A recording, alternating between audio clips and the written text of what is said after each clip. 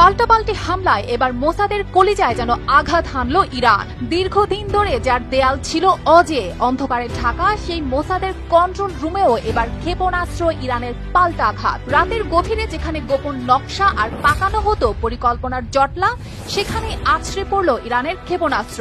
এএফপির প্রকাশিত ছবিতে ভেসে উঠেছে এমন চিত্র। ইরানের অভিজাত Islamic revolutionary guard corps IRGC জানায়, এবার টার্গেট ছিল ইসরায়েলের প্রাণকেন্দ্র উপকূলের শহর হারজিলিয়ায়, যেটি আগেই থেকেই পরিচিত ছিল স্পর্শকাতর জায়গা হিসেবে। সেখানে আছড়ে পড়ে ইরানের ক্ষেপণাস্ত্র। ইরানের আধা সরকারি বার্তা সংস্থা তাসনিম আইআরজিসির বিবৃতিতে জানায়, এই হামলায় পরিকল্পনা ছিল খুবই নিখুঁত।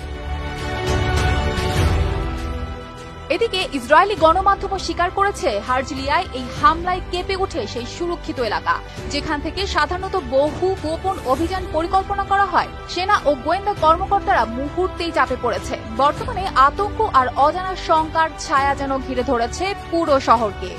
এই হামলার অর্থ অনেক বড়। ইরান বোঝাতে চেয়েছে, শুধু মুখে হুমকি নয়, প্রয়োজনে ইসরায়েলের সবচেয়ে গুরুত্বপূর্ণ জায়গাগুলোতেও তারা হামলা চালাতে পিছপা হবে না।